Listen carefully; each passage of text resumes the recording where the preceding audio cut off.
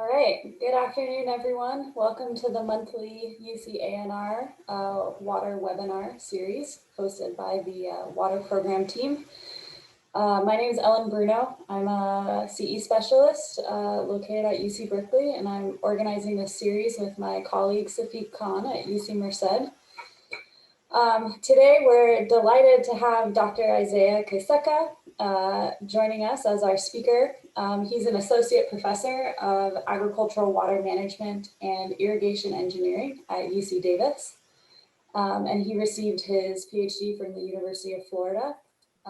He studies the movement of water, like through soil to the groundwater and through plants to the atmosphere with the goal of optimizing water use in agriculture. So today we're going to hear some about that with his talk, Sustainability of Irrigated Agriculture in the Central Valley of California.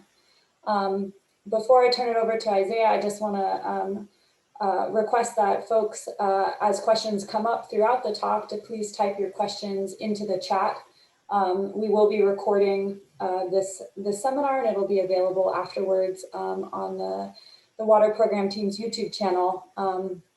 And so because of the fact that we're recording, folks who are affiliated with the UC can speak up and be recorded in that way. But if you're not affiliated with UC, it'll be easier if you type your questions into the chat, and Safiq can read them out at the end. And so, yeah, go ahead and take it away, Isaiah, and we'll have some time at the end for Q&A. Thanks. Yeah, thanks, Helen and Safiq, for the opportunity to share some of my work. I'm going to be talking about sustainability of irrigated agriculture in the Central Valley of California.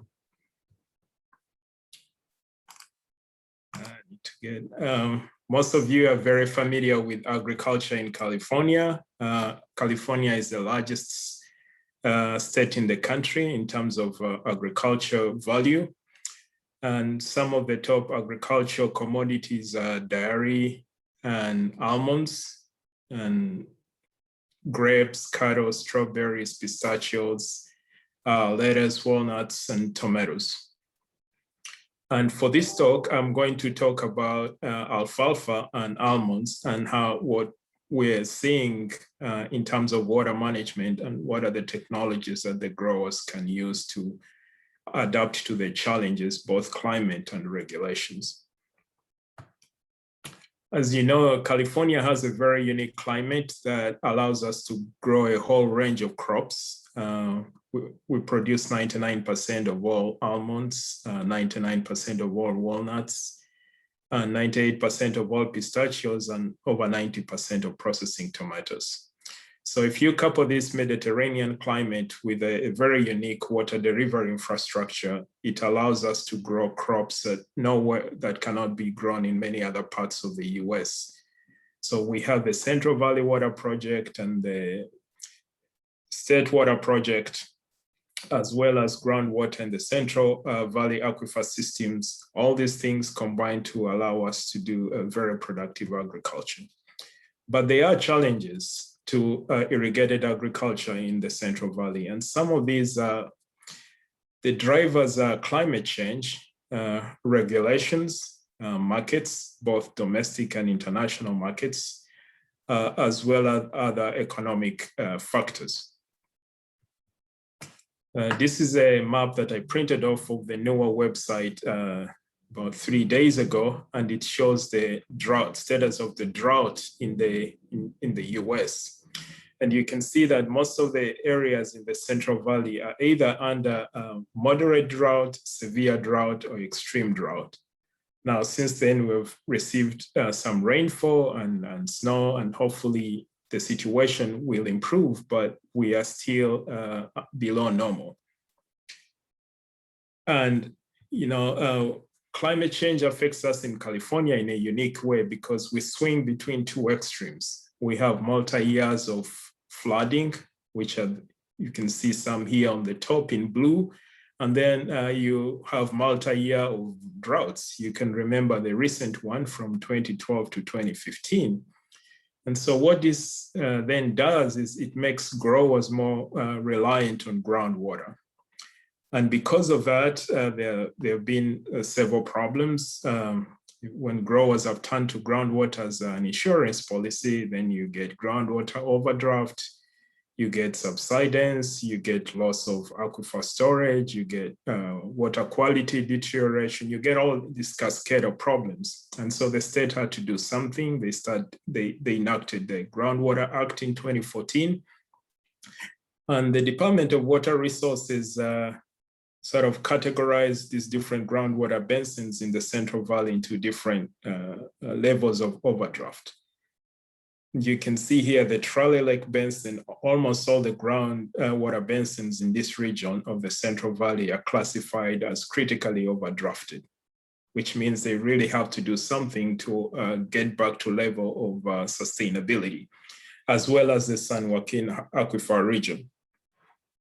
And the Sacramento Valley, I was looking at the most recent map from DWR, it actually beginning to show some overdraft in the Sacramento Valley as well. So the other extreme is flooding. So you have this, like between 2016 and 2017, you have this multi-year floods. How do you deal with them? The challenge is to figure out a way of tapping this excess water and using it to recharge the overdrafted aquifers. And so in the middle of all these are growers that have to become compliant with all the regulations that the different groundwater basins are proposed under their groundwater sustainability plans. So in addition to groundwater quantity, you have a groundwater quality issue. As you can imagine, if you overdraw your aquifers, you're going to have a concentration of contaminants, including nitrates. So this is a map that's showing nitrate levels in groundwater.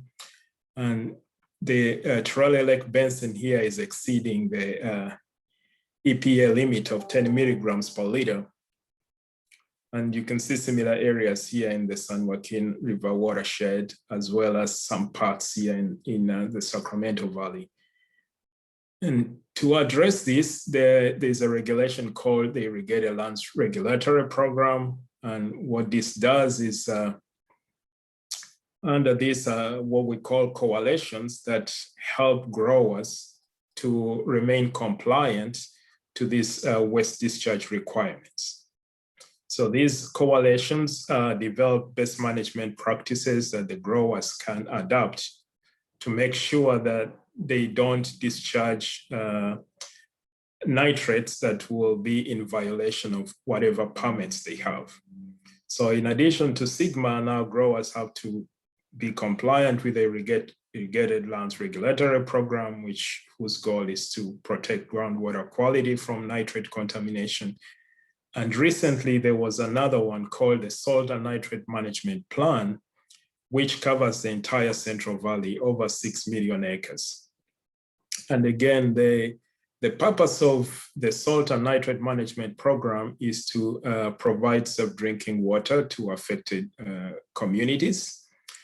And the Regional Water Control Board has categorized these different basins into high priority, medium priority, and not prioritized. And again, you can see that most of the areas that have to immediately develop their nitrogen management plans are here in the Trolley Lake Basin and the San Joaquin River Basin, which are also overdrafted in terms of water quantity. So you have these two issues. You have a quantity issue and you have a quality issue. As a grower, you have to, within a groundwater basin, you have to contend with. The idea of the salt and nitrate management plan is to regulate not just irrigators, but other discharges like dairies, ranchers, food processors, and municipalities. And growers have an option. They can go in as an individual. They can submit their nitrogen management plan as an individual grower, or go in as a group in form of a management zone, which could involve irrigated agriculture, industry, urban areas. All these regulations had cost to a grower. And so the question is, how can the growers continue to remain sustainable under this environment? It is important that they produce in a way that they're aware of the sustainability, overall sustainability of the resource system, both the land and the water. But it is challenging to do that under a very constrained environment. I included this graph to show that although those regulations, for example, the Irrigated Lands Program and the Salt and Nitrate Program are targeted to nitrates, this is related to irrigation. If your irrigation is not well managed, or if your irrigation systems are not operating optimally, your nitrogen management will be poor as well. So you can see in this graph here, we have distribution uniformity on the x-axis and fertilizer distribution uniformity on the y-axis.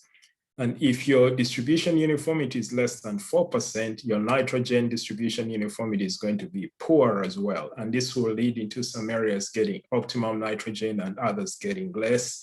And that increases the potential of nitrate leaching as well as reduced production. Another issue that is not explicitly regulated is the issue of soil salinization.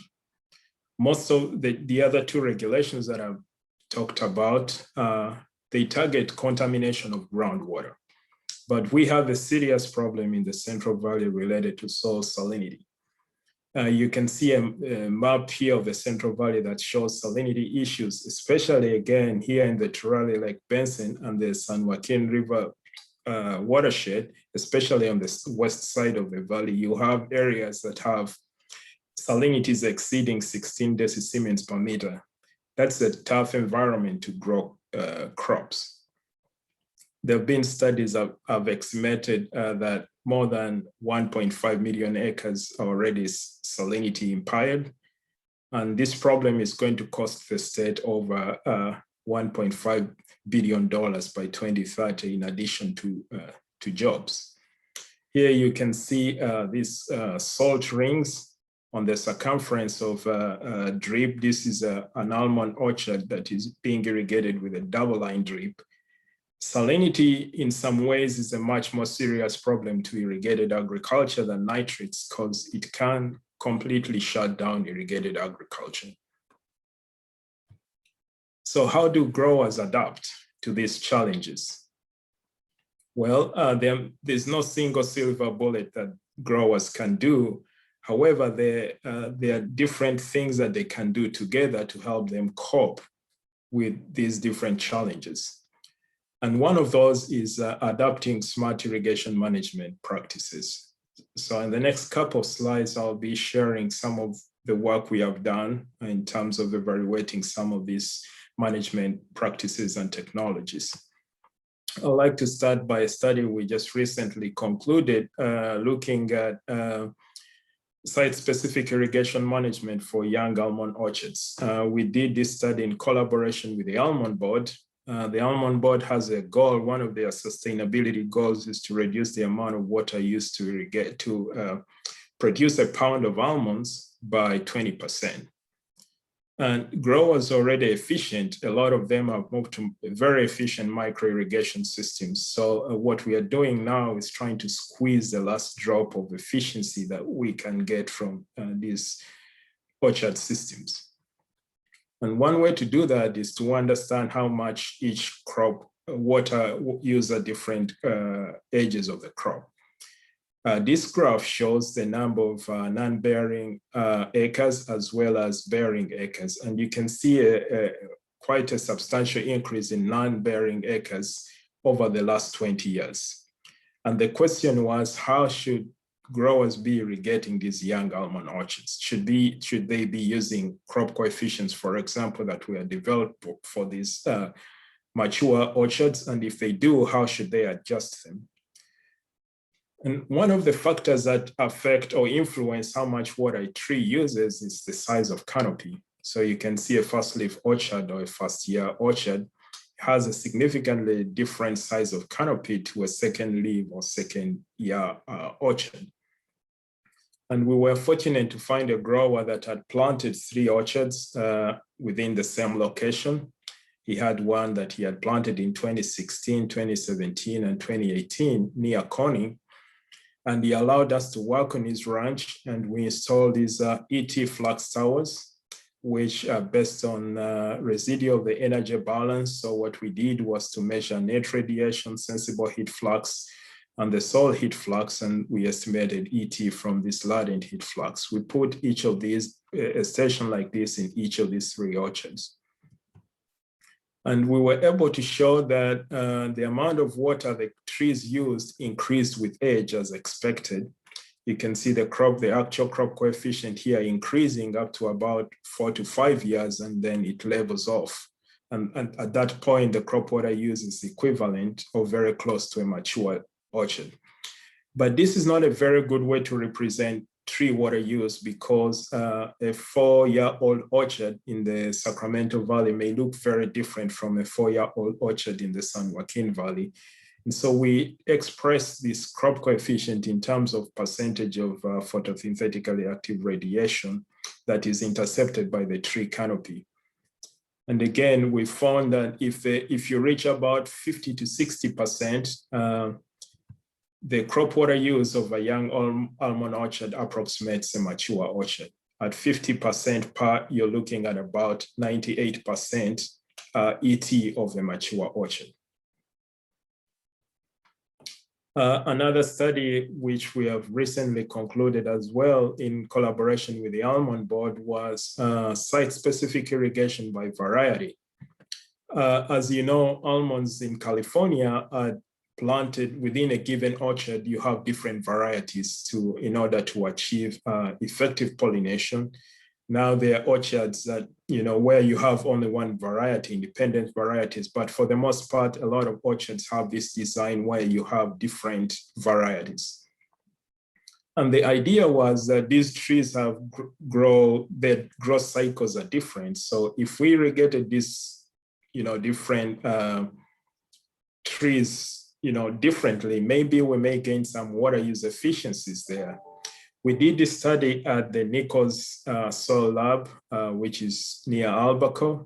And you can see we had a butte variety here on the eastern edge. Then we had a nonpareil variety, and then we had the Aldrich is the one showing off as white here. And we installed irrigation systems that allowed us to control the amount of water that went on each different variety. These red pin points are nodes that allow us to wirelessly control this irrigation system from Davis instead of having to drive to the site. This is the experimental design. It was a split block experimental design, randomized block design. And for example, here for the butte variety, we had different levels of regulated deficit irrigation. Okay. And this was replicated 5 times. I will use the next slide to explain what each treatment is. For example, in treatment 1 and 2, we applied 100% ET until we reached the whole split of the nonpareil, and then all the other varieties within the block were deficit irrigated to 75%. And then after harvest, we went back to 100%. But in variety-specific irrigation scheduling, we decreased irrigation, or we went to deficit irrigation when each tree reached each variety-specific whole split. That's why you see we have 3 points here where we're dropping off from full irrigation to deficit irrigation. And then we repeated this, but instead of reducing to 75% at whole split, we reduced it to 50%. And what we found was that there was no significant difference irrigating by variety. Okay.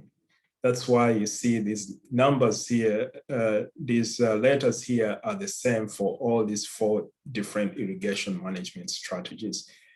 But we saw significant differences in yield for the different varieties, but this was already known, so it was not new. What we were hoping to investigate and find a significant response was if irrigating by variety was better than irrigating based on non-pareil, which is sort of the standard practice that a lot of growers go by. We repeated the study in 2020, and we found the same results. And so our conclusion was irrigating based on non-pareil is sufficient under the conditions in which we did this experiment, and it's less complicated than irrigating by variety, which would require retrofitting the irrigation system. However, there could be some benefits in terms of water use because we cut back up to 50% at whole split, but we did not see a significant difference compared to, say, 75%, cutting back at 75%. So that could be a potential benefit. The other study that I would like to talk about is site-specific irrigation management based on specifically zone management. And the idea here is that, we have had this significant increase in nut production in California, and this has resulted into this production extending on marginal soils.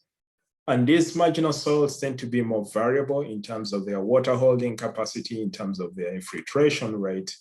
And what you see in this picture is a typical example. If you look carefully, you'll see that the canopy here in this Google image is, you see some darker green and some light greens. And on the right side is a soil map made using the EM38 or Verus.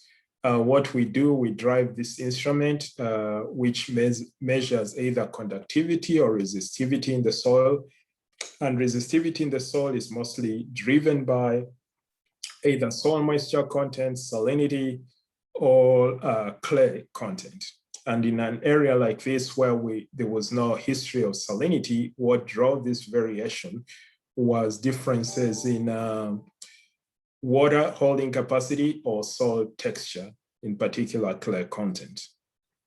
And if you look carefully here, you'll see that the dark green matches areas where we have the heavy soils, and the light matches the areas where we have light soils. So the orange or red here, areas that have these deep, nice heavy soils. The green are sort of transitional soils where you have the heavy soil on top and the light soil on the bottom, and the blue are light soils.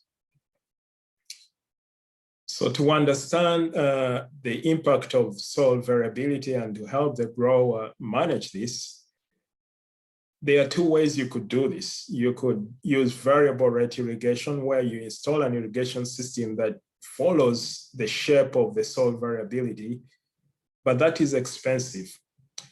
Or you irrigate the entire block the same way, which is sort of the conventional approach. The middle ground is using what we call zone irrigation, whereby you make a zone which will have a dominant soil type, but also other soil types. And we wanted to see if by doing this, we would reduce the variability in yield across these blocks. So we had 14 monitoring locations. At each location, we monitored soil moisture, tree water status, applied irrigation, as well as stem water potential. And again, if you look, these are the different soils, and the heavy soils, you have a sort of a deep, nice clay soil. And where you have layered soil, you have a heavy soil on top and the coarse soil on the bottom, and the light soils tend to be very gravelly with low water holding capacity. The most challenging one to work with are these layered soils because they tend to have low infiltration rates. I apologize, this is a very busy slide, but what I wanted to point your attention to is this variability in yield. You're going from 4,000 pounds per acre all the way to 2,600 pounds per acre.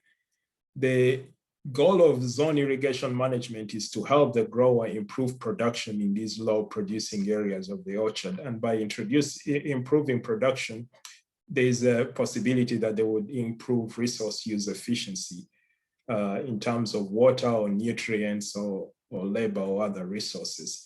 Now, this variability could be driven by differences in variety here, because we have Butte, we have Monterey, we have nonpareil variety.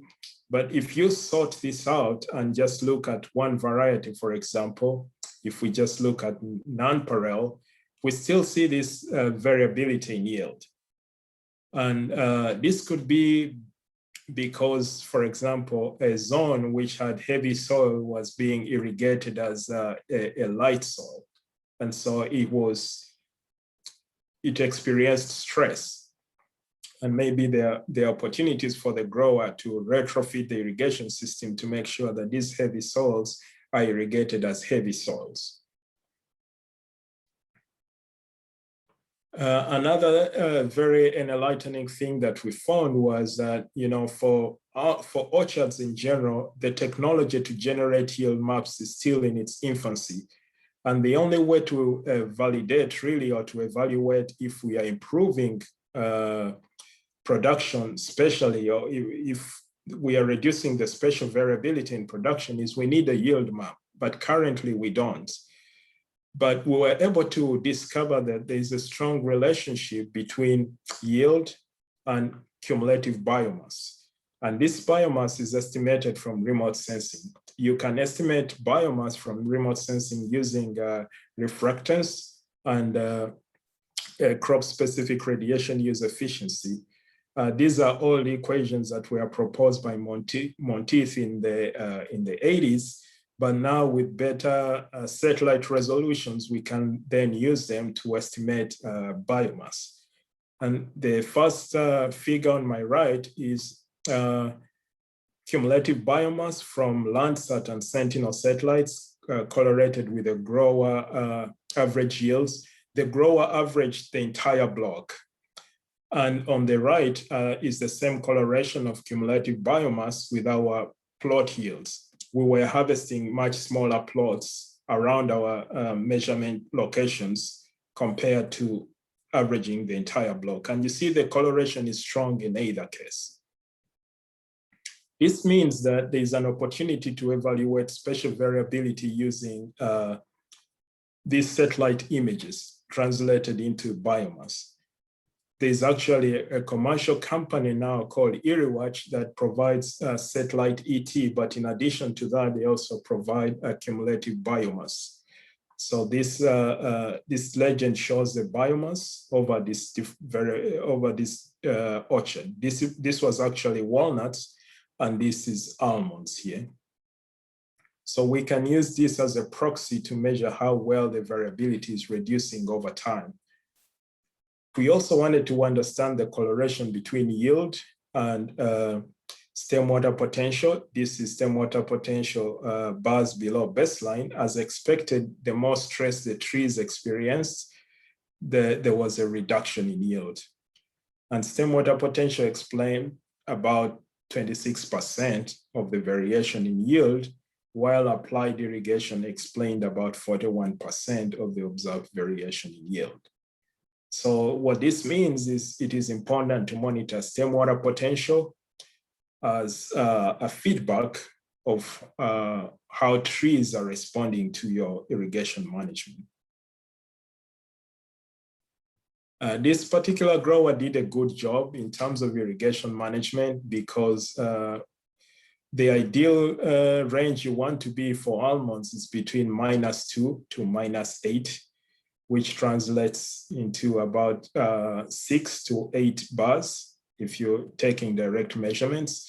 Ideally, you want to be within this blue range. Here, the grower fell a little bit behind in terms of meeting crop water needs. And you can see the variability was wide between all these different soil types, okay? Between layered soil and light soils. And then we had a deliberate dry down here that happens before harvest. So overall, this was a good orchard to monitor. I would like now to move into some of the technologies we have been looking at. Some of them are still not ready for commercial adoption, but they are very promising. And the two that I would like to focus on is cosmic ray neutron probes, which are shown here. I will explain in a minute how they work. And then automated monitoring of soil of stormwater potential. And both of them try to go after challenges that growers have experienced in monitoring, especially in tree crops. If you use in situ sensors, which you have to put at a particular point in the field, the data is hard to interpret because these tree crops have very large rooting systems. So these cosmic ray neutron probes, they measure soil moisture over a wider area.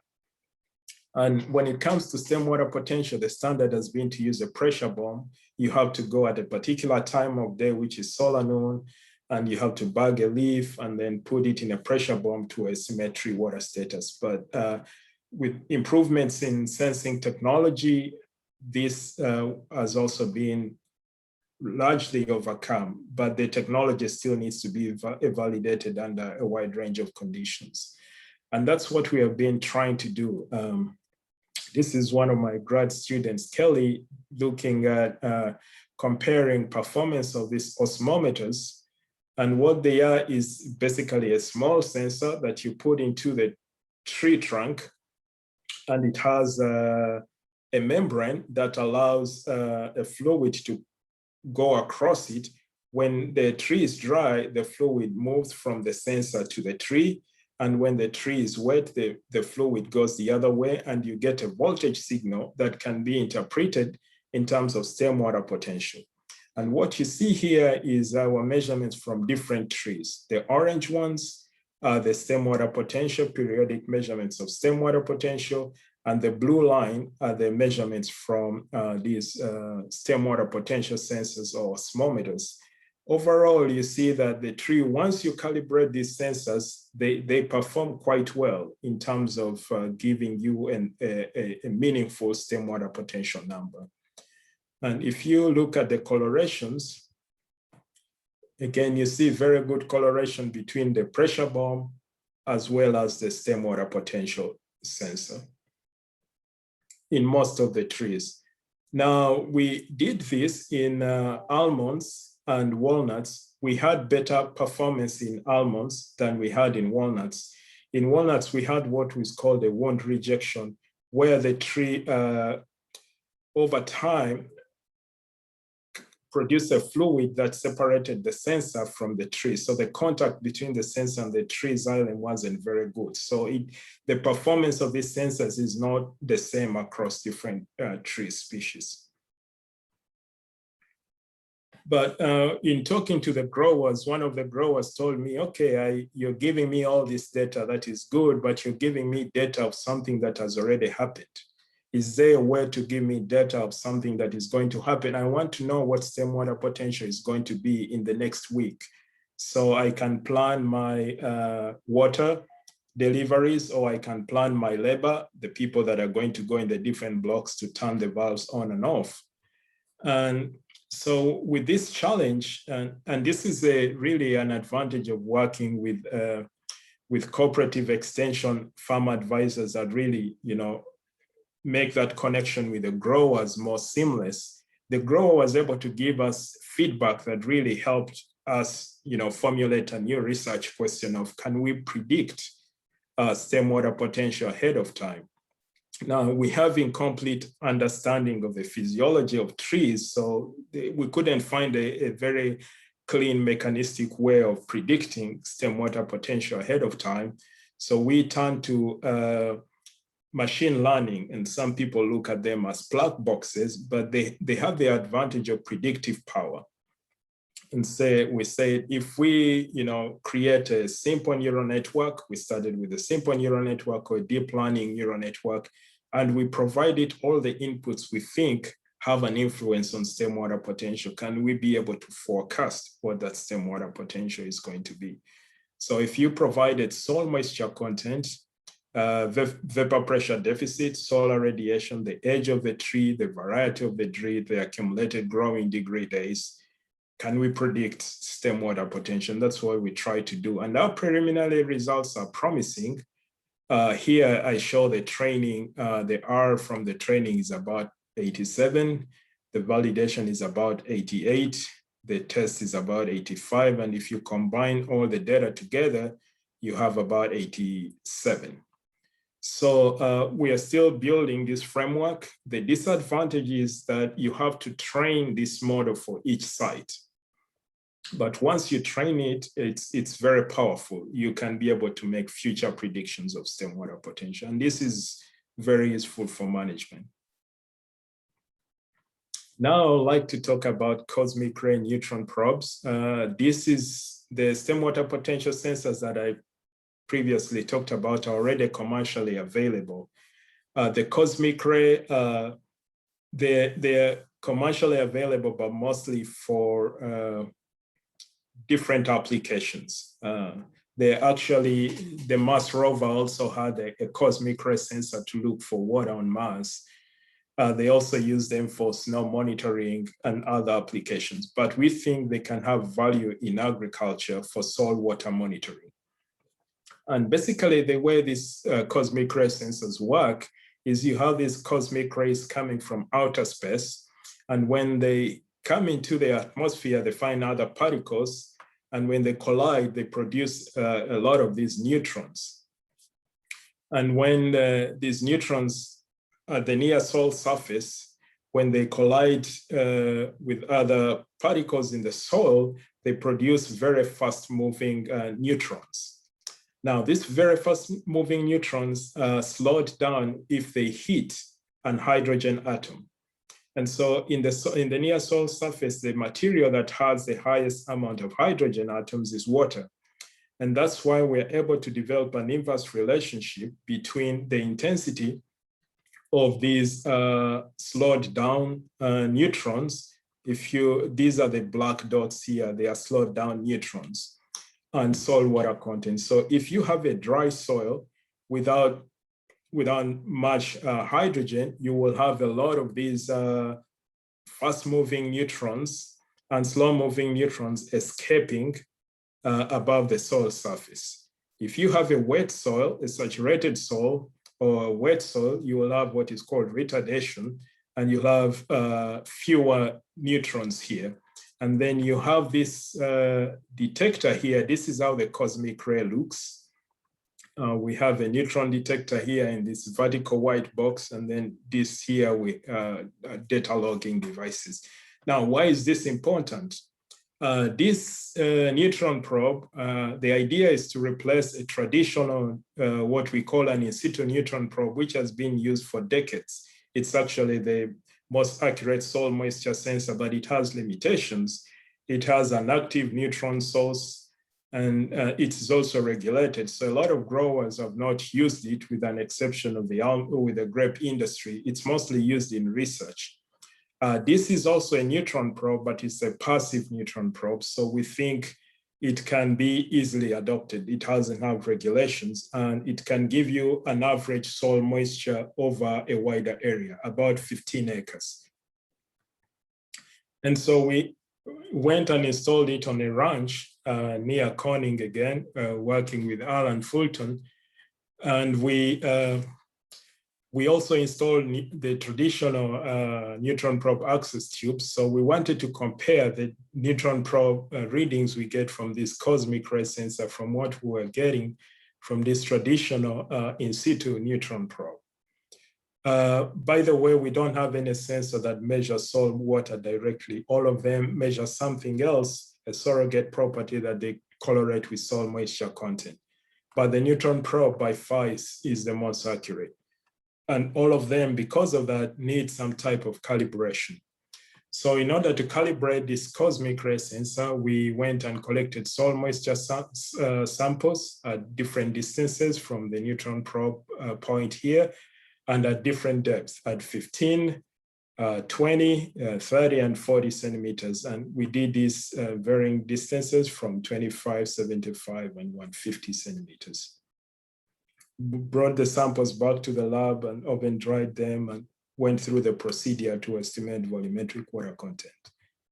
What we found was that the Neutron probe readings, which are the dots here, the black being 75 centimeters, the red being 45 centimeters, and the yellow being 25 centimeters, they actually correlated well with a cosmic ray neutron probe, okay? Especially the 45 and 75 centimeter readings. We also had Irriwatch, the company I showed earlier, also provide soil moisture for their near surface, which agreed better with neutron probe at the 20 centimeter depth. Neutron probe data at shallow depth is not very accurate because you have neutrons escaping the soil surface. Very similar concept to what I showed earlier, where you have these cosmic ray neutrons escaping. Even for the traditional neutron probe, you have neutrons escaping. The other insight we found was that at harvest, we were showing very high soil moisture, which is not the case because we know the orchard is being dried down. But then you have, the nuts are being shaken on the ground, and you have them sitting on the orchard floor and interfering with the neutrons that are escaping above the ground. And since it is an inverse relationship, the less the neutrons you have above the ground, the more soil moisture. The sensor thought this reduction in neutron intensity was due to soil moisture content, but it was actually, we think, due to these nuts that were on the orchard floor. If you break it down and look at the data by depth, we actually see much better agreement at 45 and 75 centimeters, which is really the depth at which you have most of the active water and nutrient uptake in the soil. Then I would like also to talk very briefly about validation of remote sensing best ET. There's a lot of interest in site-specific ET estimation. A lot of people are moving away from the crop coefficient approach to this remote sensing based approach, but there are still questions about the accuracy and validity. And so we worked with both the Almond board and the Department of Water Resources to try and validate how accurate these remote sensing methods are. And we're actually pleased that this model that we worked with, the surface energy balance model, performed well compared to an eddy covariance station. We installed a LICO eddy covariance station in an almond orchard, and you can see very good agreement. The blue is the flux tower and the brown is the remote sensing. And you can see that we have an R squared of about 80 and the root mean square error of just under 1 millimeter, which is pretty decent. Finally, I'd like to talk about the work we are doing in field crops, looking at smart irrigation management in alfalfa. And as you may be aware that we've had significant changes in cropping patterns. We've had increases in almonds, and we've had almost a similar decrease in alfalfa. And this has an impact on consumptive use within watersheds and groundwater basins. These two figures show changes in land use between 2017 and 2018 in the San Joaquin watershed. The red is the almonds and the blue is the alfalfa. You can see in this period of about 13 years, there's a lot less blue here and there's a lot more red. But as I showed in my first graph, the number one commodity in or agricultural produce in California is not almond in terms of value, but it's dairy and dairy products. So we still need alfalfa to feed these dairies. How do we do it with limited water supplies? We started to look at different technologies, and one of those is very high precision mechanized irrigation systems. And we had this low elevation spray application where you have these sprinklers very close to the ground or very close to the crop, which reduces wind drift. It actually is quite efficient. And also looking at mobile drip irrigation, where we replaced the sprinklers with a drip irrigation to try to put the water on the ground. Then we looked at differences in yield, as well as technologies that could be used to monitor soil moisture in alfalfa. You can see here that the LISA, or low elevation spray application, actually performed well across these different deficit irrigation strategies. This first box here is full ET. The red is the LISA and the blue is the drip. And the next box here is 60% ET and with a sudden cutoff in the summer.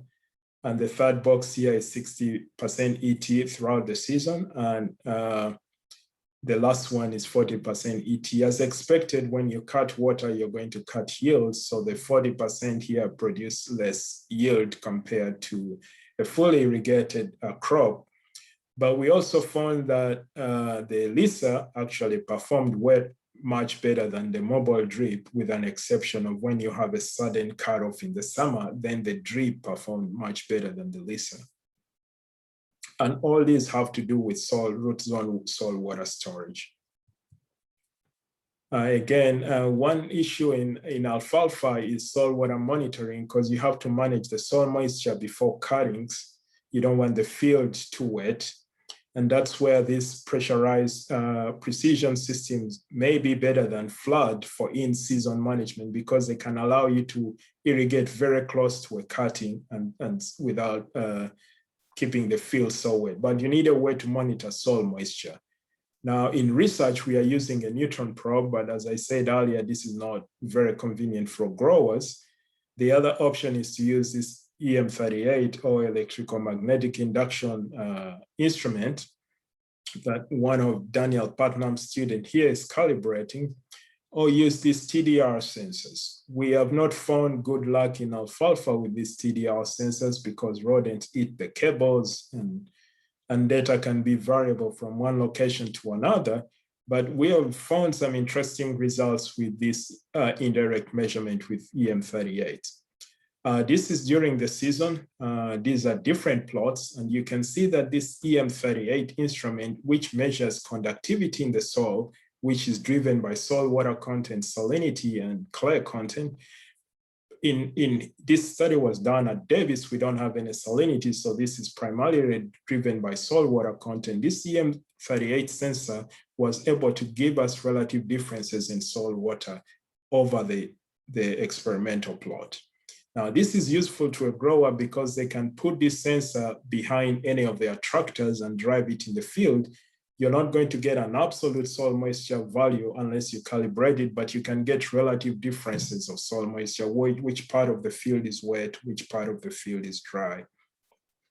And because of a wet winter, a very dry winter, we did some winter recharge where we applied flood irrigation to these plots that were in 2020 deficit irrigated, and again did a scan with this instrument, and you can see that it could clearly show us where it was wet and where it was very dry.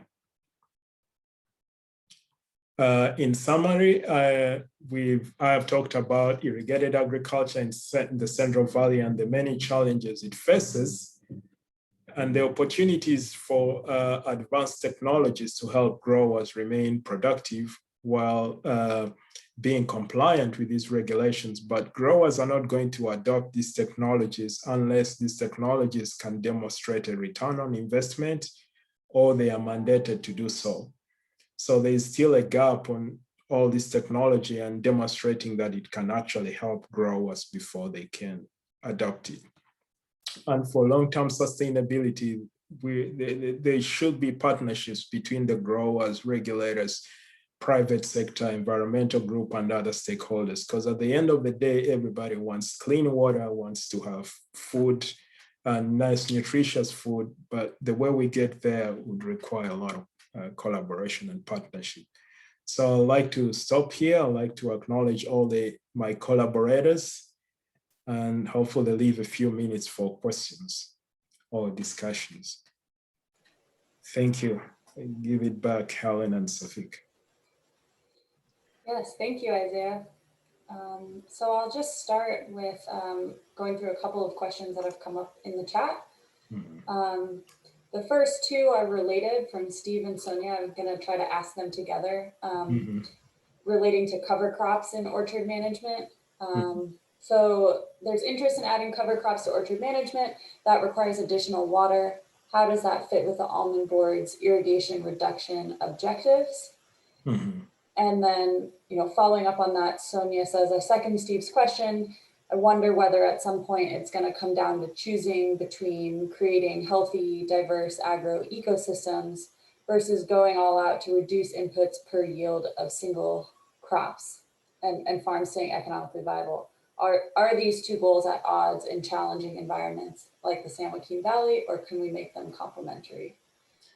That's a very good question. I think it's going to vary in different ecosystems, but the Almond Board is actually, as far as I can tell, is interested in cover crops, because cover crops also have an interaction with soil water dynamics or soil water hydrology.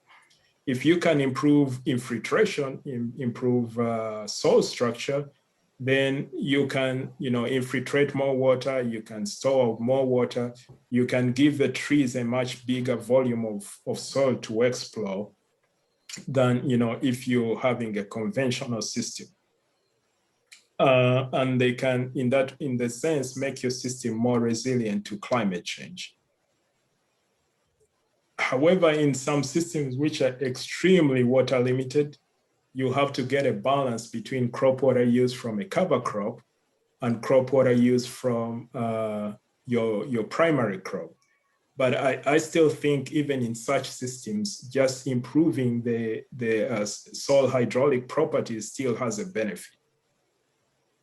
And in fact, in terms of irrigation, we are now encouraging growers to adopt dual purpose irrigation systems, or irrigation systems that are not primarily to irrigate your crop, but also are going to irrigate your cover crop. For example, if you're using a double line drip, you can couple that with a few sprinklers that are going to push water closer in the rows to help germinate your cover crop, because we think that in the long term makes your system more resilient.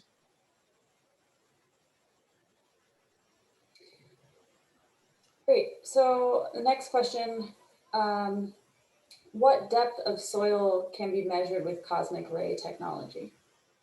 So from the data that I showed, we seem to see better coloration between 45 centimeters to 75 centimeters, or about 18 inches to about 30 inches.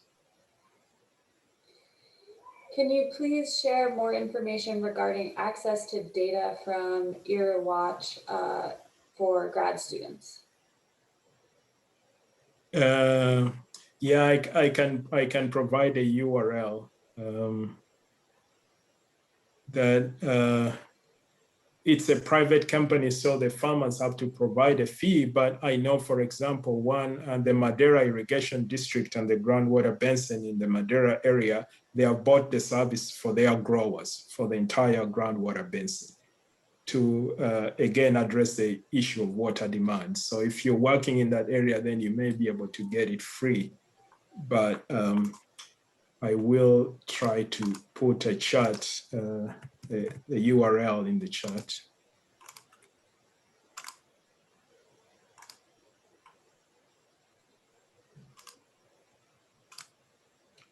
Sorry, go on, Helen.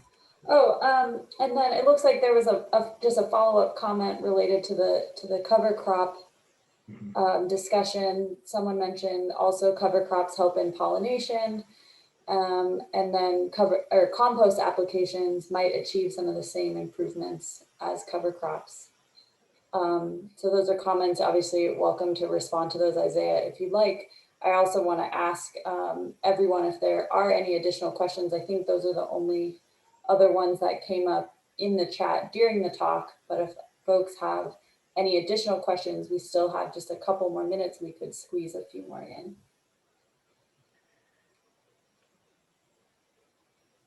Yeah, this is Safiq. A quick question on balancing the objective between water saving and managing groundwater, right? Sometimes they don't go hand in hand. So how do we increase recharge while making plants more efficient when it comes to water use? You know, Just wondering if you have thought about that issue.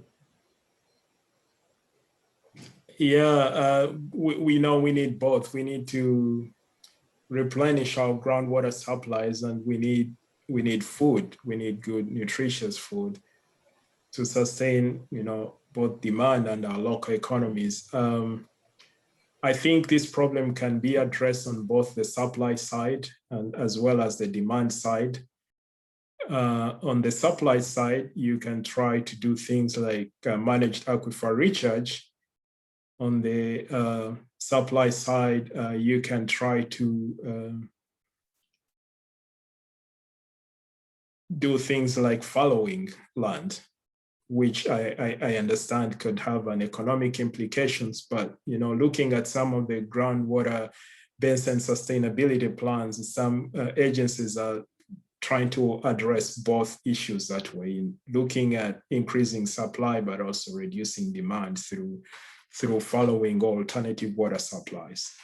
In fact, in some areas in the Turale Lake Basin, for example, they are using oil field produced water or the blackish groundwater or any other alternative water supply to supplement groundwater.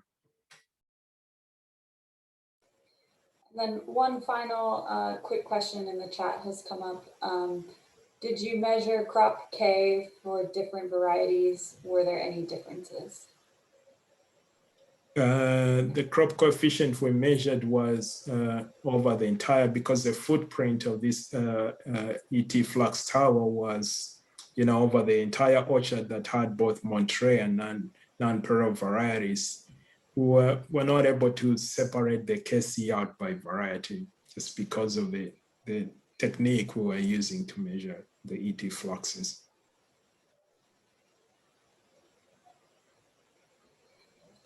Okay, great. Well, that brings us till 4. It was perfect timing, everybody. So thank you so much, Isaiah, for the great talk, and everyone please join me in thanking Isaiah. Thank you all for joining us today.